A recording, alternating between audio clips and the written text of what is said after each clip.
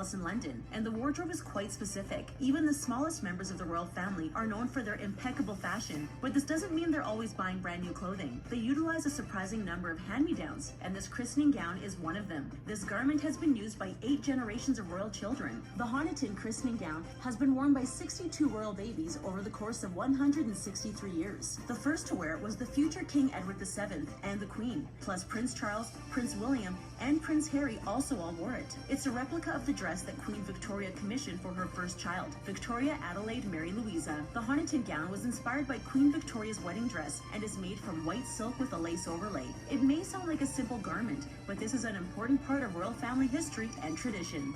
Teamwork. Whether a new royal mother chooses to give birth in a hospital or at home, she definitely isn't going to do so alone. In the past, it was unheard of for fathers to be in the delivery room, but this has changed. Queen Elizabeth's husband, Prince Philip, made history by being the first royal husband to be present during the birth of his child. She had been reading about the importance of fathers being involved in the process, so insisted that Philip be present. It was a pretty stark contrast to the birth of their first son, Prince Charles. While the Queen was delivering him, Prince Philip was off playing squash, but now it's expected for royal fathers to be present, and they aren't the only one on hand. When Kate Middleton had her first child, Prince George, she had a team of 20 medical professionals completely dedicated to her care. Prior to the birth of Prince Charles in 1948, royal births had to be attended to by a government official who acted as a witness. Births began to be verified in the late 17th century after the son of King James II's son, James, was rumored to be an imposter. But thankfully for Meghan Markle, Queen Elizabeth did away with that requirement. Titles. Not only do new parents have to worry about choosing a proper and historically meaningful name, but they have to think about the titles of their future children. When someone marries into the royal family, it's common for the Queen to grant the new couple official titles. This is done at the discretion of the Queen, who named Prince Harry and Meghan Markle the Duke and Duchess of Sussex upon their marriage. When it comes to being born with a title, the Letters Patent, issued in 1917, states that only grandchildren born to sons receive royal titles. So the children of Princess Anne, Zara, and Peter Tyndall don't go by his or her Royal Highness. For a while, only the eldest son of the Prince of Wales got a title. However, the Queen amended the decree in 2012, so little Charlotte and Louis would have titles just like their brother. It's customary for the eldest son of a duke to inherit his father's title, so if Prince Harry has a son, he may be known as the Earl of Dumbarton, before eventually becoming a duke. But the Queen has the power to override this rule and may well grant her new grandchild the title of Prince or Princess if she so chooses. Nannies.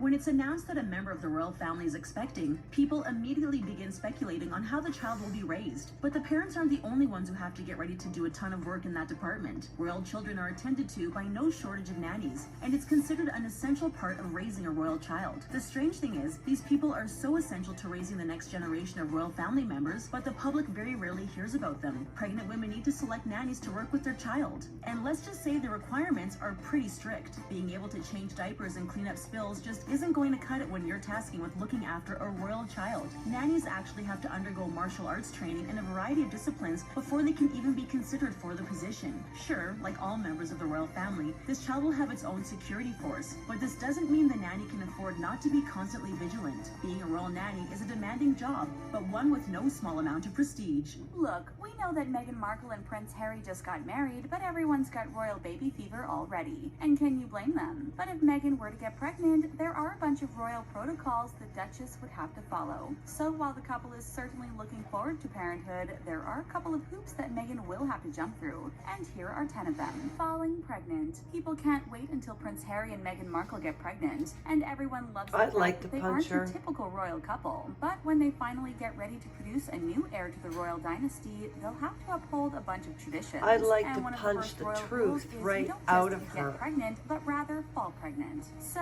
what's the difference, you may ask? It's pretty simple. A man can get a woman pregnant, but only a woman can become pregnant. So when the Brits say fall pregnant, it's just a formal way of saying the same thing. It sounds insane. Who knew one little word could send the royal family into a state of chaos? Fall of course, if pregnant. you're British, you wouldn't bat an eyelash if the media reported that Meghan Markle fell pregnant. But everyone in the States would probably scream, "Oh my God, is she all right?" So when you hear on the news that Meghan has fallen pregnant, don't panic. Put your heart back in your chest because it's not bad news at all. It's actually great news. No gender reveal party. Gender reveal parties are the latest rage for expecting parents. For And anyone it's who doesn't not know what it is, proper it's a get-together for etiquette friends and to family have for parents to a be fun baby way of shower. announcing their baby's She gender. So why would absolutely anyone have an issue with a disrespected gender reveal party? every There's free rule food, you in don't the have to bring a royal present, and you family. get to enjoy everyone's Meghan company. But it turns Markle. out that the royal family prefers keeping the gender of a baby top secret. Don't believe us? Then think back to the time when Kate Middleton got pregnant. No one had any idea whether she was having a boy or a girl until after she gave birth. Even Middleton And do you think that Meghan Markle would have missed this moment? No way. Where are those children? Now, when she finally does get pregnant, people will have to find out the traditional way. But honestly, we seriously can't wait until Buckingham Palace announces the much anticipated royal birth.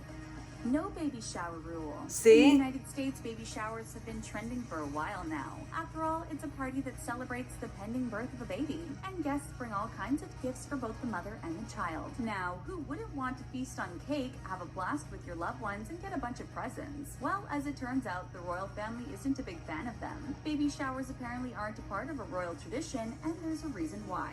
According to royal expert Victoria Arbiter, a royal baby shower would be, well, pretty bad taste, particularly given the fact that the royal family doesn't really need any gifts, as they can afford to buy whatever they need. One of the reasons most expectant parents welcome a baby shower is because they're gifted tons of diapers and baby clothes. These super helpful This gifts is will save old, them hundreds old, of dollars. old, But the royal old. family is super rich, and they can buy pretty much whatever they want. So it wouldn't And really Meghan make sense Markle, to throw a when lavish she got baby shower married, for Meghan she and didn't Prince even Harry's look baby. like she Tame the showered temper that clothes. day. Remember when Kim Kardashian sported that floral couch dress on the red carpet? She was pregnant at the time, and she looked absolutely comfortable. But Yeah. as the Duchess of Sussex, Meghan won't be able to wear anything that's remotely similar to that. As You a mean matter the of fact, the royal Duchess? family expects her to remain as demure as possible. But that's not really much of a surprise. After all, the Queen's style is pretty conservative. Or Meghan. It must Shame be pretty on you, tough to try to Meghan. keep up with so many rules. But according to the